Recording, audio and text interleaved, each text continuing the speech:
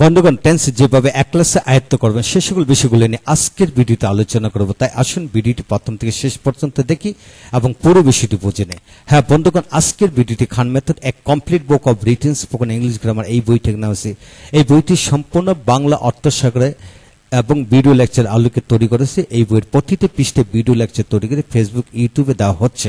হ্যাঁ বন্ধুগণ, ইতিমধ্যে এই বইটির উপর 450-র অধিক ভিডিও লেকচার ফেসবুক, ইউটিউবে আপলোড দেওয়া হয়েছে। আপনারা দেখুন, ইনশাআল্লাহ প্রতিটি ভিডিও আপনাদের কাজে আসবে এবং ভালো লাগবে। হ্যাঁ বন্ধুগণ, যাদের ভিডিও লেকচার দরকার তারা কমেন্টস বক্সে কমেন্টস করে দেন কোন ভিডিওগুলো আপনাদের দরকার, সেগুলো আমরা দিয়ে দেবো। এছাড়া প্যান্ডেবের মাধ্যমে আমরা ভিডিও লেকচার দিয়ে থাকি। আমাদের সাথে যোগাযোগ করতে পারেন এবং কমেন্টস বক্সে লিখতে পারেন। হ্যাঁ বন্ধুগণ, এখন আসুন মূল আলোচনা যে এক ক্লাসে কিভাবে টেন্স প্র্যাকটিস করার মাধ্যমে আয়ত্ত করতে পারবেন। হ্যাঁ বন্ধুগণ, যেমন লক্ষ্য করুন, সে ছেলেটি সাদিয়া করে পড়ে পড়ে লেখে যায় খায় হাটে লেখে, এইভাবে ধরে নেন হাজার হাজার বার আছে বাংলায়, এইভাবে ধরে নেন। তারপরে ইংরেজিতে একইভাবে হাজার হাজার ভার্ব আছে। তা বন্ধুগণ, এইগুলো দিয়ে কিভাবে প্র্যাকটিস করবেন এবং এক ক্লাসে রপ্ত করবেন। হ্যাঁ বন্ধুগণ, ইতিপূর্বে টেন্সের ওপর মানে 6-7টি ক্লাস দেওয়া হয়েছে। কিভাবে পড়বেন, কিভাবে এক ক্লাসে আয়ত্ত করবেন বিভিন্নভাবে দেখানো হলো। তো বন্ধুগণ, যারা ভিডিওগুলো দেখেননি তারা ভিডিওগুলো দেখুন, তারপর এখানে প্র্যাকটিসটা সহজে বুঝতে পারবেন। এছাড়া এইভাবে পড়লে আপনি রপ্ত করতে পারবেন। লক্ষ্য করেন, সে কাজটি করে প্রেজেন্ট এনিমেটেন্স, সে কাজটি করতেছে প্রেজেন্ট কন্টিনিউয়াস, সে কাজটি করেছে প্রেজেন্ট পারফেক্ট। সে কিছুদিন যাবত কাজটি করতেছে প্রেজেন্ট পারফেক্ট কন্টিনিউয়াস, সে কাজটি করেছিল সে কিছুদিন ধরে কাজটি করতেছিল, সে কাজটি করবে করতে থাকবে করিয়া থাকবে কিছুদিন ধরে করিতে থাকবে। হ্যাঁ বন্ধুগণ, এখানে করার জায়গায় যেটা আমরা এখানে পড়ে, সে ইংরেজি পড়িয়েছে কিছুদিন ধরে পড়তেছে, সে ইংরেজি পড়িয়েছিল কিছুদিন যাবত পড়তেছিল, সে ইংরেজি পড়তে থাকবে পড়িয়া থাকবে কিছুদিন ধরে পড়তে থাকবে বা কিছুক্ষণ ধরে পড়তে থাকবে। এখন আসুন, যে সে ইংরেজি লেখে বা বই লেখে, সে বই লিখতেছে, সে বই লিখিয়াছে, সে কিছুদিন যাবত বা ধরে বই লিখতেছে, সে বই লিখেছিল কিছুদিন ধরে বই লিখতেছিল, সে বই লিখতে থাকবে কিছুদিন ধরে বই লিখতে থাকবে। হ্যাঁ বন্ধুগণ, ধরে নেন এইভাবে এখানে যতগুলো ভার্ব আছে সবগুলো ভার্বগুলো দিয়ে আপনি কিংবা আপনার সন্তানকে লিখিয়ে পড়াতে থাকুন। ইনশাআল্লাহ টেন্স ন্যাচারালি রপ্ত হয়ে যাবে। অর্থাৎ টেন্স মনে রাখার কৌশল হলো, যেখানে তেসি সেটা প্রেজেন্ট কন্টিনিউয়াস, যেখানে ইয়াসি থাকে প্রেজেন্ট পারফেক্ট, যেখানে যাবত ধরে হতে থেকে যে কোনো একটি শব্দ থাকবে, তারপর তেসি থাকবে, সেটা প্রেজেন্ট পারফেক্ট কন্টিনিউয়াস বুঝিয়ে নেবেন। হ্যাঁ বন্ধুগণ, পরবর্তী ক্লাসগুলোতে খুব চমৎকার করে দেখিয়ে দেওয়া হলো কোনটা কোন টেন্স, সেটা মানে মনে রাখতে হবে। হ্যাঁ বন্ধুগণ, এইভাবে আপনি সে দিয়ে পড়লেন, তারপর ছেলেটি দিয়ে সাদিয়ে দিয়ে এইভাবে আপনারা লিখে পড়াবেন। তারপর এখানে সাবজেক্ট আই বসান, মানে আমি, আমরা, তুমি, তোমরা, পরে সে, তারা দিয়ে আপনারা এইভাবে পড়াবেন। পড়াতে ন্যাচারালি লিখে পড়ালে কেবল 1 ঘন্টার ভিতরে সে রপ্ত হয়ে যাবে পুরো বিশ্বটা।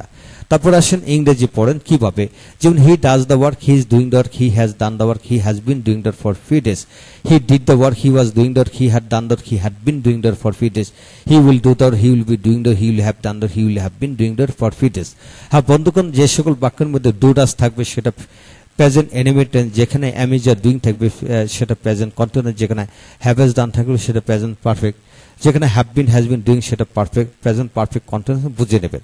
যেখানে ডিড থাকবে সেটা পাস্ট এনিমেটেন্স মানে ভার্বের পাস্ট ফর্ম, যেখানে ওয়াজ থাকবে সেটা পাস্ট কন্টিনিউয়াস, যেখানে হ্যাড থাকবে সেটা হ্যাড ডান থাকবে সেটা পাস্ট পারফেক্ট টেন্স।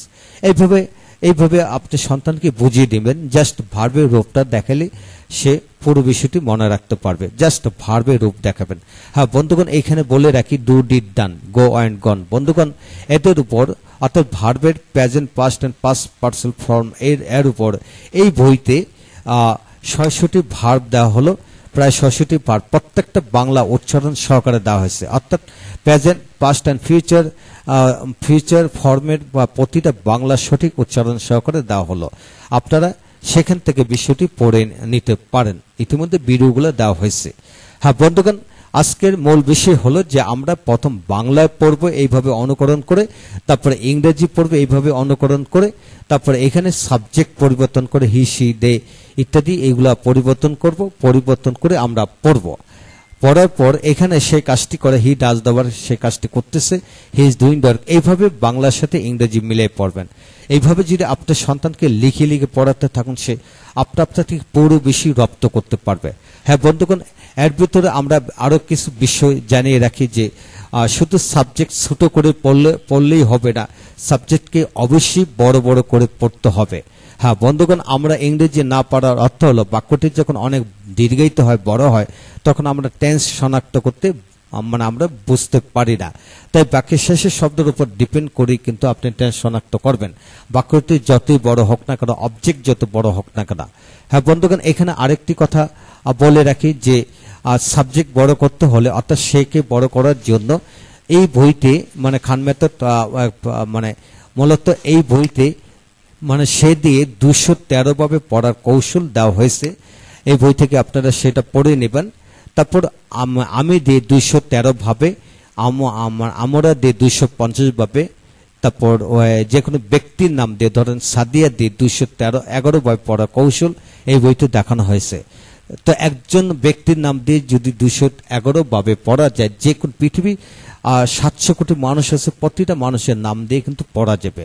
তবে নামের পরিবর্তে যদি মেয়েটি হয়, ছেলেটি হয়, এগুলো দিয়ে কিন্তু 213 ভাবে পড়া যায়। বিশ্বাস রাখুন, উক্ত চ্যাপ্টারটি আপনারা পড়েন, ইনশাল্লাহ সেটা পড়লে বা ভিডিও লেকচার দেখলে আপনারা বিশ্বাস করতে পারবেন।